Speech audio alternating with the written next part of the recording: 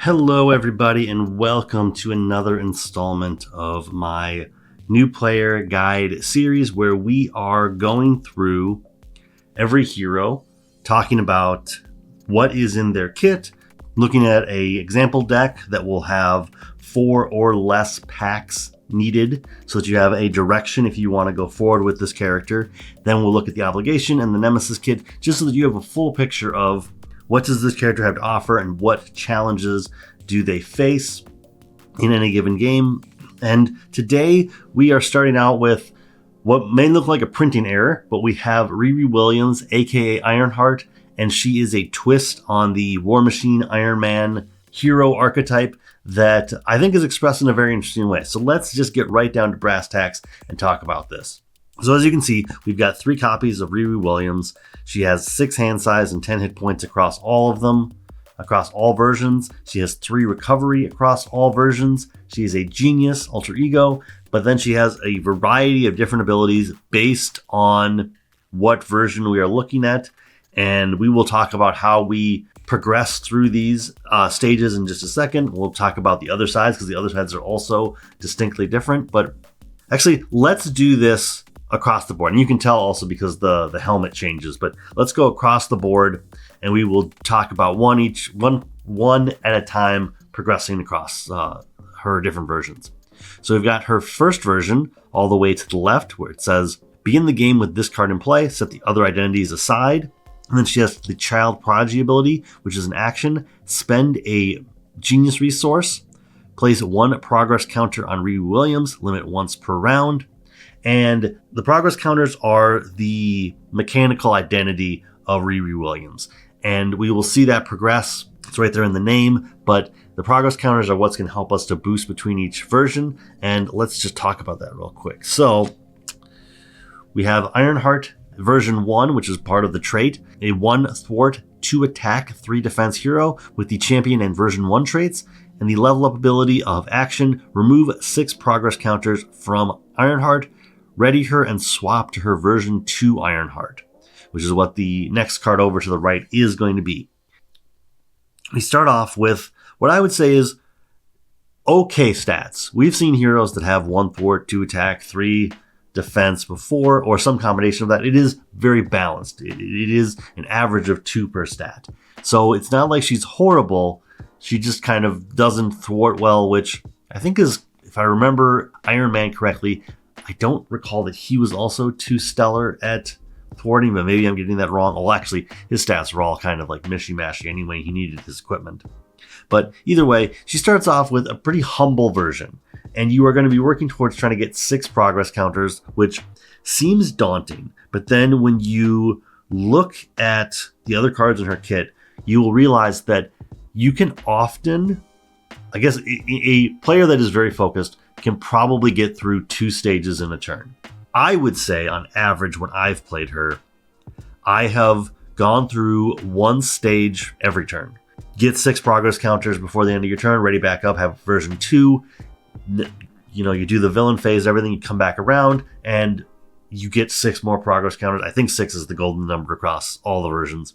But either way, you build it up, and you actually can progress through the versions pretty quickly if you have the right mindset. If you mulligan aggressively, if you focus on that.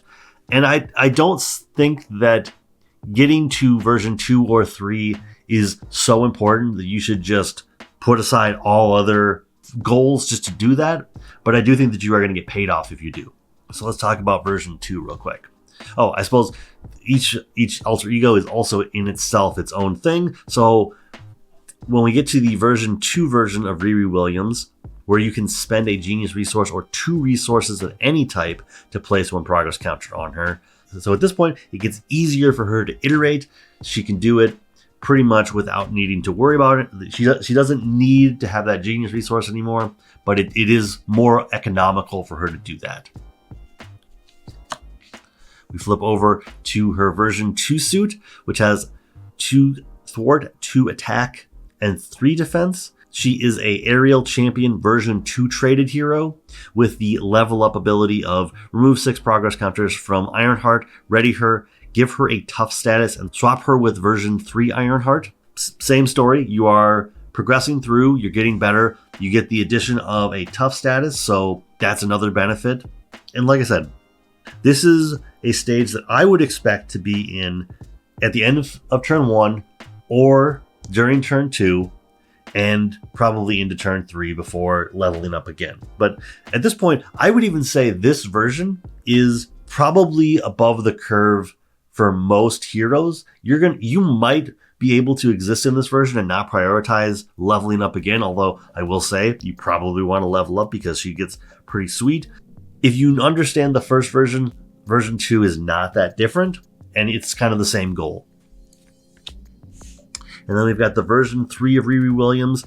Everything's the same. Child Prodigy now reads, spend 1 resource of any type, place a progress counter on Riri Williams. So I guess that also brings up the point of the one thing that will stand in your way of upgrading between versions is that you do have the benefit of going to Riri Williams to get that extra progress counter, but that also means that you can't start the turn in version 2, flip over to Riri, get that progress counter. You have no way to get to version 3 from there, but Riri is a hero, an alter ego that you want to go back to alter ego on a pretty regular basis, so you should be able to take advantage of this ability. But let's talk about version 3 of her suit, as I believe that is the version that you see on the pack cover. But she is a 3 thwart, 2 attack, 3 defense hero with aerial champion and version 3 trait and maximum efficiency. Remove 1 progress counter from Ironheart, deal 2 damage to an enemy. And there is no limit to this. You can get 8 progress counters on her and deal 16 damage. You can just keep the progress counters as long as you want. You're not burning them off every turn. She is very powerful in this version. This is the hero that I think you are very likely to kind of lag at the beginning. She's really good in multiplayer for this. Like, you lag at the beginning, you're focused on iterating, but then once you get to version 3 and you're in hero form, you just skyrocket. You can start to, thwart for 3, deal 4 damage over here or over there, split the damage up, whatever. She becomes dominating presence on the board. And I hope that it reads that way. Like, the fact that she has stellar stats, like she's almost averages 3 per stat, and she can just throw out 2 damage using her cards, which we'll get to in a second about how the progress counters work. But she becomes dominating presence very quickly as soon as turn 3, turn 4.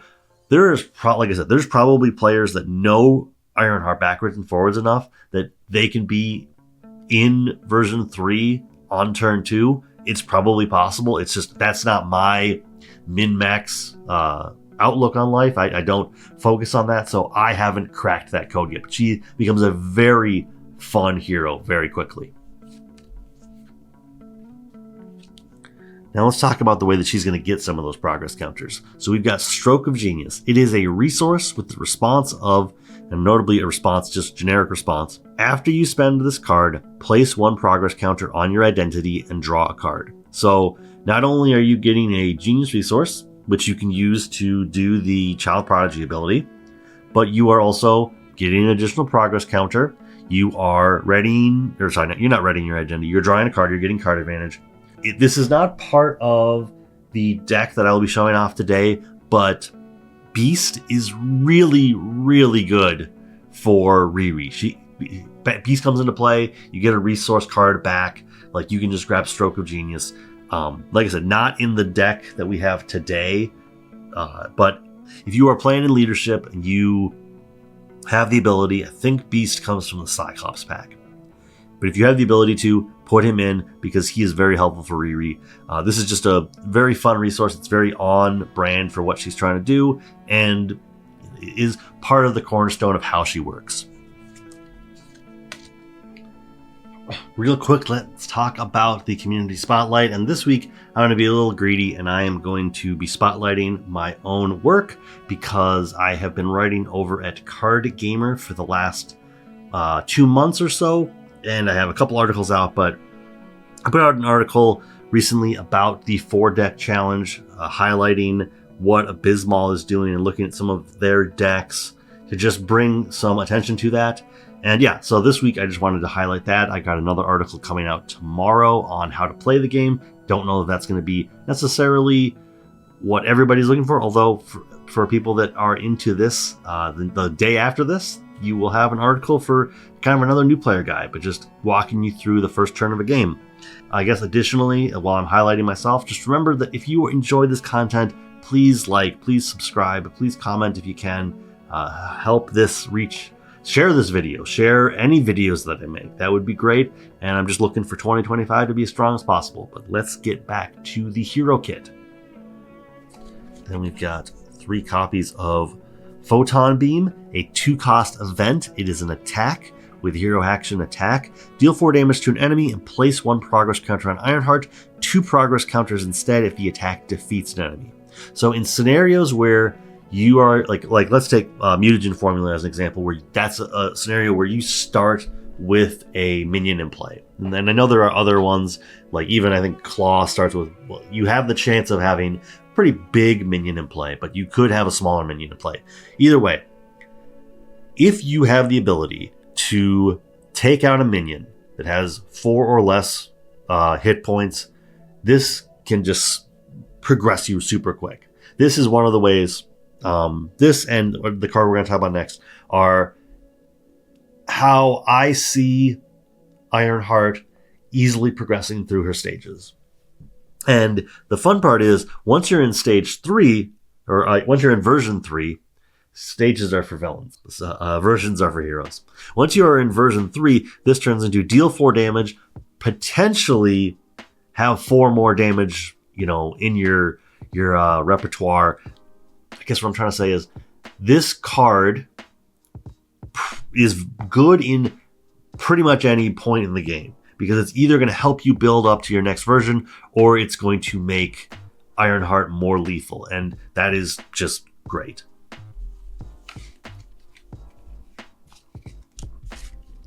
Then we've got 2 copies of Flyover, a 2-cost event thwart, hero action thwart. Remove 3 threat from a scheme and place 1 progress counter on Ironheart. 2 instead if this thwart removed the last threat from that scheme. Kind of the same thing as Photon Beam.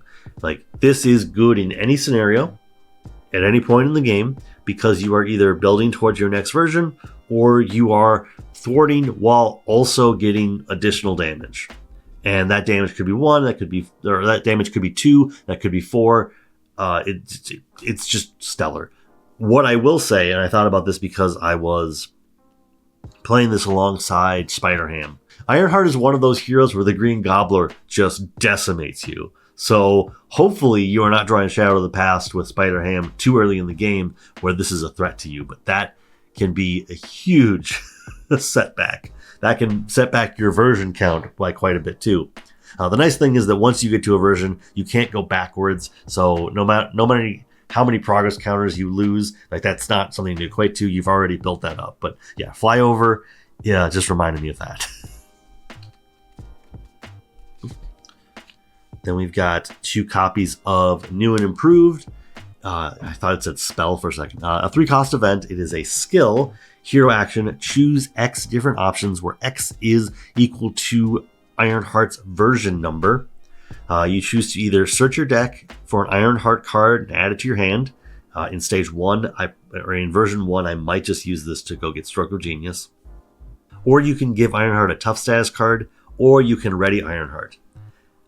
Once you are in version 2, this becomes very, very good. Version 3 is spectacular. Version 1, like I said, it might be a little inefficient to use this to go grab Stroke of Genius, but that is a good default. You can always just go grab Stroke of Genius, and it will help you to progress through your versions. Honestly, the other 2 options are just as good, but I think that this card really comes alive once you can choose 2 or more of these, and you're really just you're on fire at that point. But in version 1, it's hard just because 3 is a lot for all of these. I can't think of a card off the top of my head where you can just go look for an identity-specific card, that's in a kit. But then, this is also the equivalent of a Muster Courage. That's pretty much what you're paying for. You're paying, in stage 1 of a villain, in version 1 of Ironheart, you're pretty much paying for muster courage. And ready Ironheart is completely overcosted at this point. I think 2 is probably pushing it. Often you're paying 0 or 1 to ready up your hero. But like I said, once this all comes together, this is a very efficient card when you can do all 3 of these at once. Then we've got 1 copy of Photon Blasters, a 2-cost upgrade, tech weapon.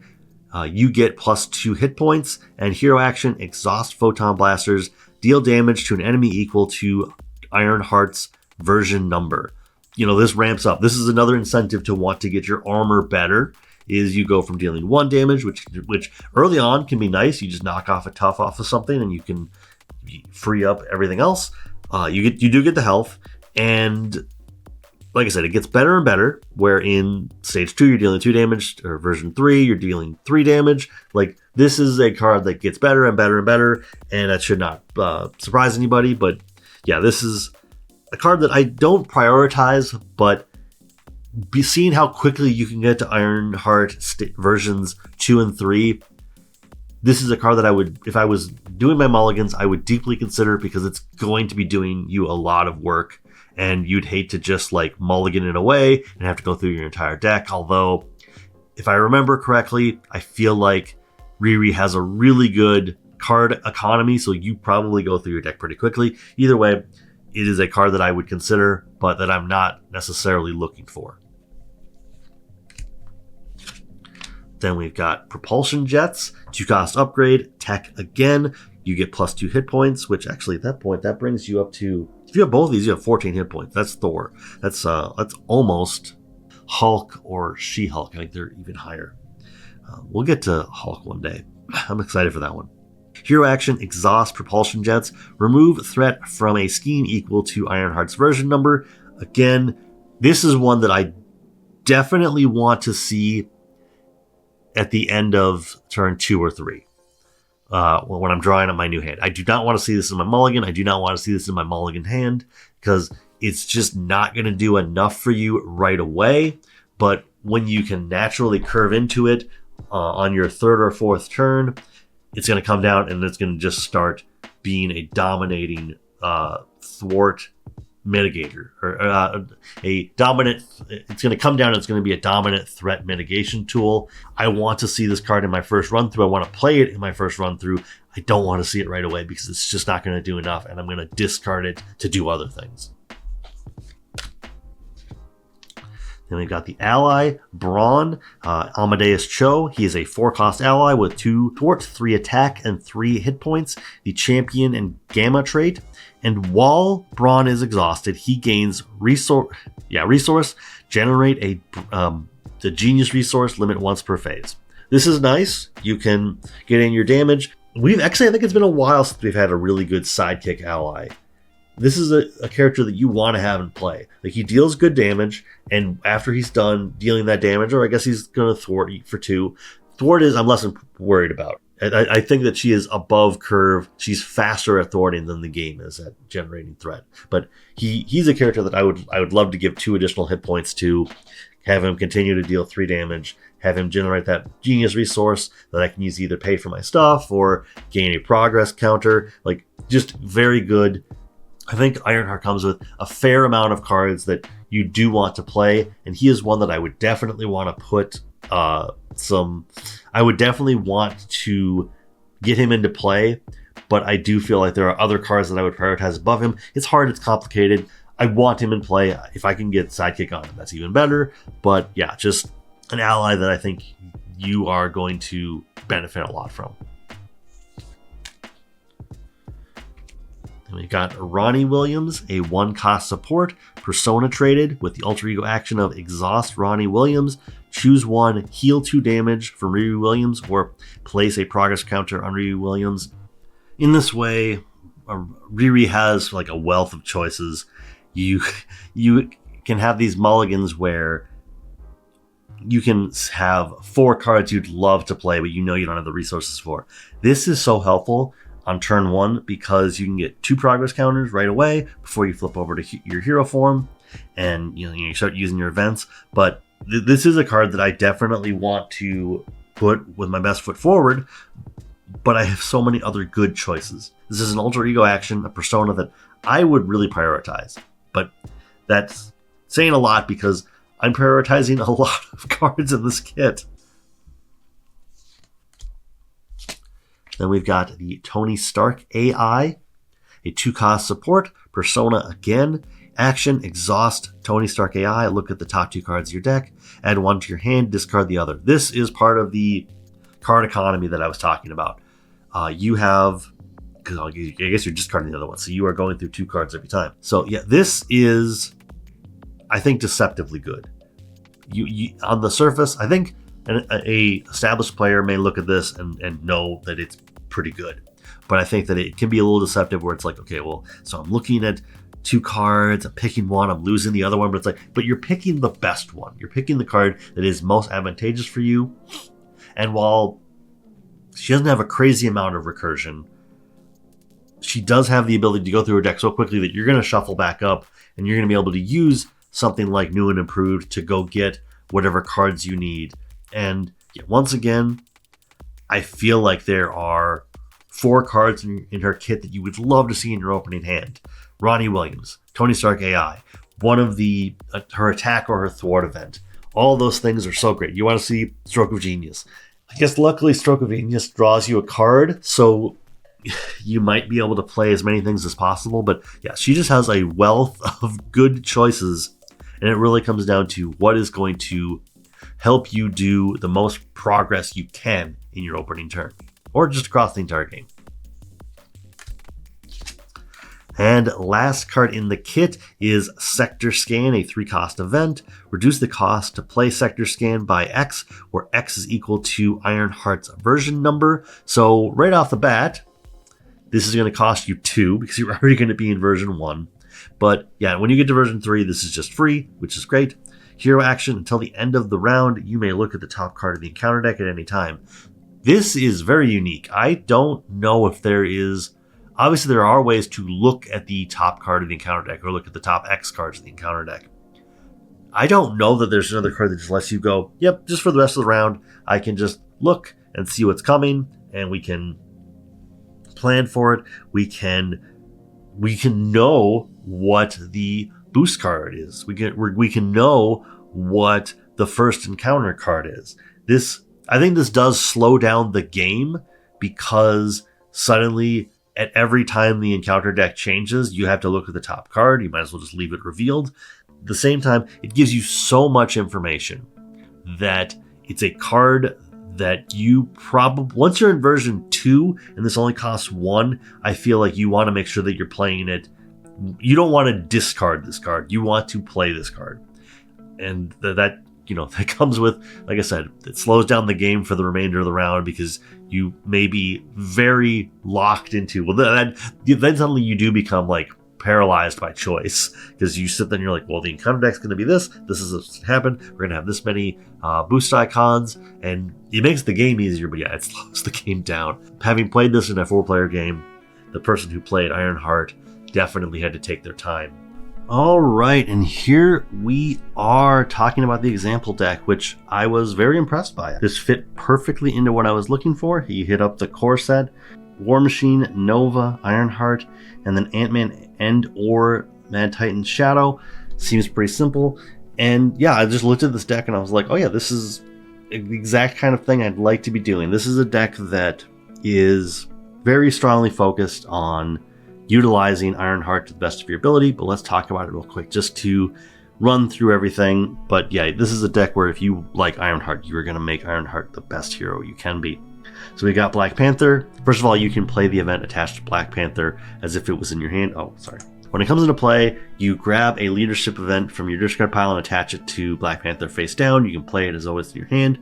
This is just helpful because this deck was probably made before Magneto was out, so there are tools in the Magneto pack that might also be helpful, but I think at that point that might push you beyond our pack limit here. But either way, Black Panther is a good ally for just getting back some events, and there are some events in this deck that, like, not only are you going to be utilizing sneak attack, which we'll get to in a second, but there are events that are going to improve what Ironheart is doing and he can be the one to just sort of store them for you. Besides that, he's just got pretty good attack and thwart, although it does come at the cost of more consequential damage. Got Brawn, we got Captain Marvel, another card that is going to be good with sneak attack and potentially other cards from the Magneto pack. Seriously, go pick up Magneto if you are a leadership player. Captain Marvel comes into play. You discard the top 4 cards of your deck. If you have any printed energy resources, you deal 3 damage to an enemy. If you deal more than that, you also stun that enemy. This is a card that's hard to gauge because usually when you're dealing 3 damage, you just want to get that character out of the way. But when you stun them, maybe you turn your attention from a weak minion to the villain, because dealing them some damage and stunning them is more appealing. It's difficult because you can set out to do one thing and then realize that you need to change plans, and that can just be a little frustrating when you're just like, I just want to get rid of this minion. But this isn't an attack, so if you have a guard minion, you don't need to worry about that part. But yeah, the stun part is something that I've taken advantage of, but sometimes I've kind of begrudgingly done it where I'm like, okay, well, I guess I can either get rid of this minion and the stun doesn't do anything, or I can hit the villain, and that's not what I intended to do. But Captain Marvel also has the ability to just attack for 3, so your options are there. It's just that sometimes what you plan to do and what you end up doing are not the same. Then we've got Maria Hill, classic leadership ally. Just comes into play, draws each player a card. So this is really good, especially because you can't play Ironheart in this deck. Ironheart just draws you a card. Yeah, Maria Hill just comes into play. Everybody gets to draw a card. And that's like great in multiplayer, which I know this deck was built for, but also just for the cost of 2, getting 1 card back is also good just in solo. Mockingbird, classic core set card, just comes into play, stuns an enemy. This, along with Nick Fury, are cards that I always consider, but quite honestly, when I'm playing with core set cards, especially basic allies, they're always considered, but generally get pushed out by something else. So this is a card that you'll probably be swapping out as your card pool expands. But either way, you can't really complain. Comes down, has 3 health, deals some damage, and stuns an enemy, is still good. Got Moon Girl, who is very, very good. She was even better like 2 years ago, but you can only play it if you have the Champion or Genius trait, which Riri has both of those. And as a response, after she comes into play, you draw a card for each Genius resource you paid for her with. This can only be up to 3. Even if you overpay, you don't get to overdraw. There was a point in time when you could just overpay for her and just draw 5 cards, and they've since changed that. As of the recording of this, that's been changed, and even if you're just drawing 3 cards back, that's not the worst thing in the world, but this card was better like 24 months ago. Then we've got Patriot, a card I don't think about a lot, but is good here.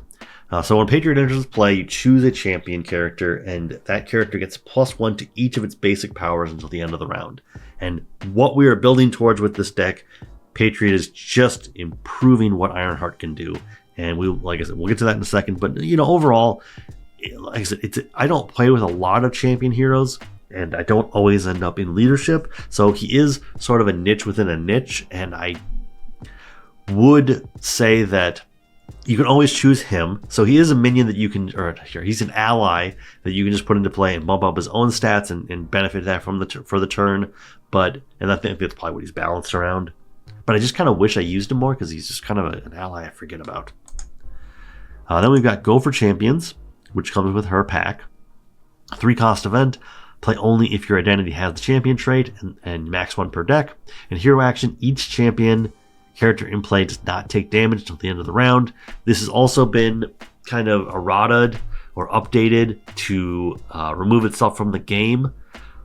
At lower power levels, as a beginner, just keep this card. You don't have to worry about that. But as you get more and more powerful, Fantasy Flight kind of said, hey, we realized that it might have been a mistake not to have this remove itself.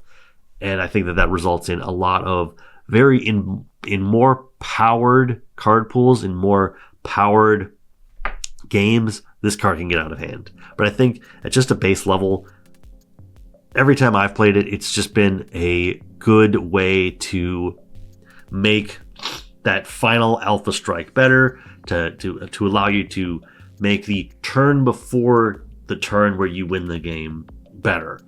And so, yeah, just play the card as written for a while. And if at some point, if you get so good at the game that this becomes just a broken combo, maybe you want to consider taking Fantasy Flight's advice. I haven't reached that point yet, though, but I'm not a huge Champions player. Then we've got Go All Out, a 2-cost event that requires an energy resource, and it is an attack. And hero action, exhaust your hero, deal damage to an enemy equal to the total of your thwart, attack, and defense values. So this is why something like Patriot and some of the events we're going to talk about in the future can be so beneficial. With Ironheart maxing out as a total of 8 naturally, this is 2 for 8. That's pretty good. It supplements your attack or your thwart, but it's really good. If you have any way to bump up those stats to 11, 15, whatever, it's like this is an end of the game kind of thing. And it's also the kind of event that you can get back with Black Panther. You can use this to pay for something and then put Black Panther out, store this under there, and have it for later. Just have it ready for when you need to make the final assault. Morale boost, a 1-cost event. Choose a hero until the end of the round. That hero gets +1 thwart, +1 attack, +1 defense. Once again, adding to what Go All Out is doing. Also, just in general, Ironheart's stats are already high enough that this just pushes her even further. This just makes her even more powerful. And like I said before, this deck is built around the idea of making Ironheart the best hero she can be. Moxie, a 0-cost event. Hero response. After you change form, your hero gets +1 thwart, +1 attack, +1 defense. Very good in Ant-Man, where he has 2 different hero forms. So changing to hero form, when you change form, it makes it even better. You don't even have to be an alter ego to take advantage of this, but for Ironheart, this is just more of the same. What Patriot was doing, what Morale Boost was doing, Moxie is doing as well. It's just stats on stats on stats. And then I think this is the way that you can add 9 to your overall stats to make Go All Out even better. And at that point, I think you're at 18, and that is, that's good. Then we've got Sneak Attack, which I understand why. It's a cheap way to put one of your allies into play. It's a cheap way to get Captain Marvel or Black Panther into play and really utilize them. You just need to share a trait with them, which actually, wait, that doesn't work, does it? Oh, that's what this means. Because she does not have... Yeah, never mind. Oh, okay, I did not understand this comment, and now that I'm saying it out loud. Yeah, never mind. This only works with Moon Girl and Patriot. Wow, okay. Yeah, I didn't think about that. Okay, I saw that comment and I was like, that's weird. But yes, this, you can only do it when you share a trait. And put that ally into play, and they stay in play till the end of phase, and if they're still there, you discard them. So I would say, I'm not sure what you sub out on this on the fly, but this is from the War Machine deck. God, they're getting so much from the War Machine deck. What do we get? Oh, Moxies. You could sub out one of these. Oh, I like these though so much. Okay. This is where I would say maybe the Magneto pack is needed, because the Magneto pack has Squared Off, which allows you to play a minion at a cheaper cost. But yeah, no, that actually, this in this deck, don't use this card. You got the basic stuff. You got Power of Leadership. Got Champion's Mobile Bunker, a support. Oh, actually, you know what? Okay, on the fly, I'm going to say maybe you get rid of these. Oh, man, okay. You can get rid of the Nova pack and just add the Magneto pack and get stuff that's good there. But yes, Champion's Mobile Bunker, a champion vehicle, hero action, exhaust Champion's Mobile Bunker, choose an identity with the champion trait. The player who controls that identity draws 2 cards and then discards 2 cards. So this is another way to add to the card advantage that Ironheart has. You can just get through your deck even faster, and I've seen this just do a lot of work for anybody with a champion trait. R&D facility, required Genius resource, and comes into play with 3 resources. Hero action, exhaust R&D facility and remove 1 research counter from it. Choose a friendly player and give them the +1 thwart, +1 attack boost until the end of the phase. Same thing as Patriot, morale boost, and Moxie. This is just a nice way to, you can make your allies better too, or you can make your fellow heroes better, but this is just a way to really make that go all out combo even better. And then Ingenuity, which is really good. It's probably going to be good with the new Black Panther, but it's also good with cards like Hulk or Spider-Man. But just as long as you have the Wasp, and as long as you have the Genius trait, you can play this, and it just gets you a Genius resource, and that's just good. But overall, yeah, other than realizing that this comment is very on the nose and very true, so sub this out for something. And like I said, maybe take this out. So that I think that's the only Nova card. Take that out and just go get the Magneto pack. Add that to this. But either way, let's go talk about the Obligation and Nemesis set.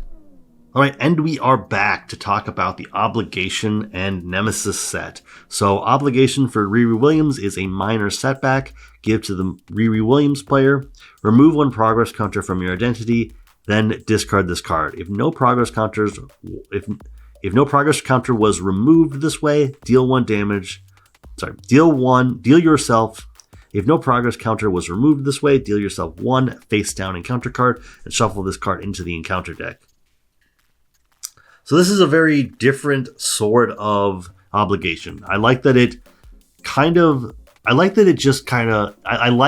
pushes you through, kind of takes the choice out of your hands.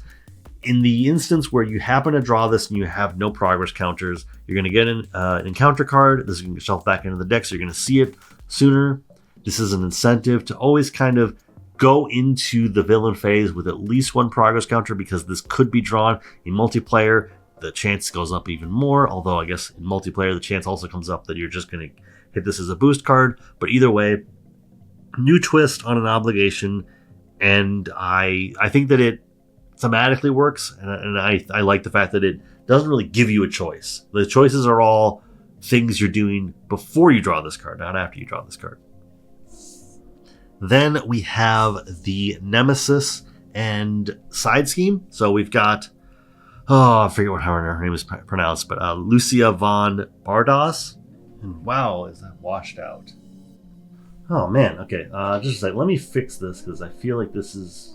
Okay, that took longer than I was expecting, but kind of a dynamic shift here, but hopefully that is far easier to read. I hope that the entire video hasn't been hard to watch.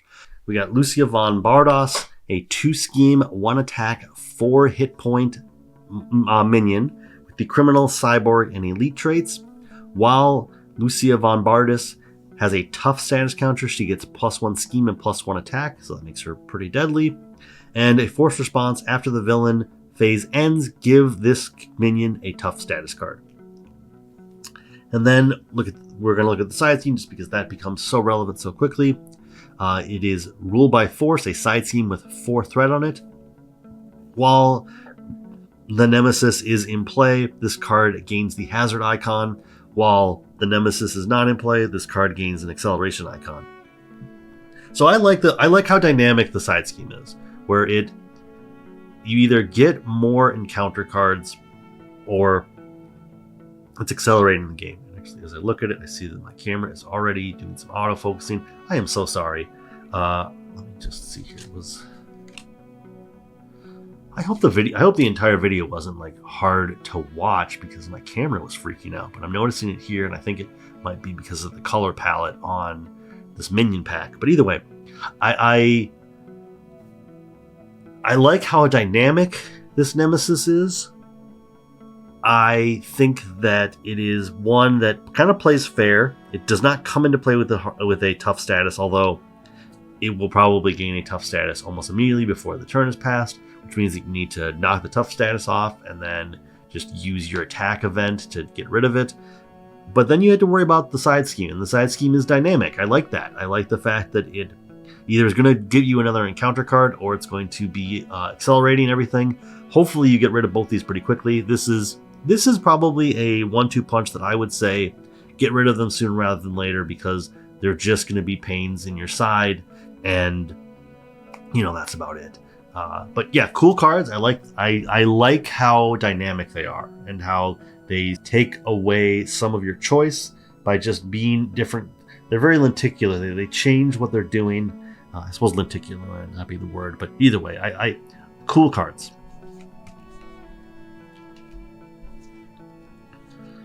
Oh my gosh, I just feel like the camera is not cooperating here. Okay. So then we got Political Retribution, a treachery with when revealed, if the minion is in play, she schemes. If rule by force is in play, place 3 threat on it. If neither are in play, this card gains surge. So just same thing as I said before. This entire Nemesis pack, if I remember correctly, is pretty dynamic. It kind of acts differently than other ones, but I like the fact that it's all interconnected in a way that it feels different than what we've looked at in the past, and this one is kind of more of the same. It's going to surge. It's not going to take up more room in the encounter deck if you've already dealt with the 2 threats. But if one of them is in play, you're going to get something.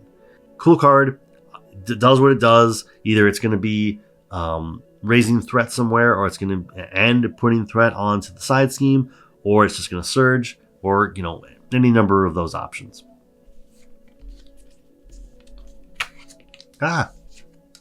And last card is Cyborg Tech, an attachment. I think it was +1 attack and has the tech trait attached to a minion with the most traits, and our Nemesis has quite a few of them.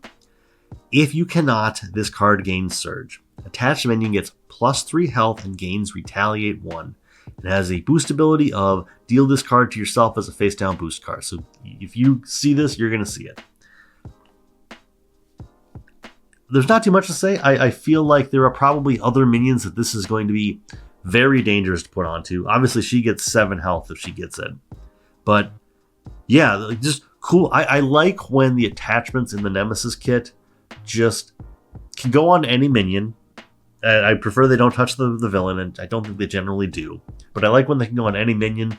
And obviously, in context, they make the Nemesis minion stronger, but in other contexts they can just make wild swings in what a Hydra grunt can do, and if this ends up on a Master of Evil, you're not gonna have a good time. Like, I think that some of those Masters of Evil are gonna end up with 2 digits worth of health, and they have retaliate 1, and that's whew. But either way, that is the Nemesis kit. So we are back to talking about Riri, which we'll just put her into play like this. Riri Williams, Ironheart, I think is just a stupendous, powerful hero. You are going to start the game out a little bit on the back foot, but once you are all the way powered up, you are just going to have a great time. And I think she's very powerful. She's not even the most powerful hero in the wave, which is saying something, but she's very powerful. Thinking over everything. Honestly, I feel like my favorite card is Stroke of Genius. It's just so dependable, so powerful, and it does what you want it to do, and it has interactions that I feel like are great. The Beast interaction that I pointed out is very strong, but even look at some of the cards from the example deck and what they kind of bring to her repertoire is also strong. But either way, that is going to be it for today. We will see you next week when we are talking about Nova. And then I think after that, I'd like to just kind of explore the history a little bit more and maybe go back to the beginning. Let's talk about Captain America. Let's talk about Hulk. Let's talk about Doctor Strange. Like the end of the Sinister Motives era is coming to a close, and we might go into a new era where we're talking about older heroes, because I've gotten some requests to mix it up a little bit. But either way, until next time, thank you for your time and have a great day.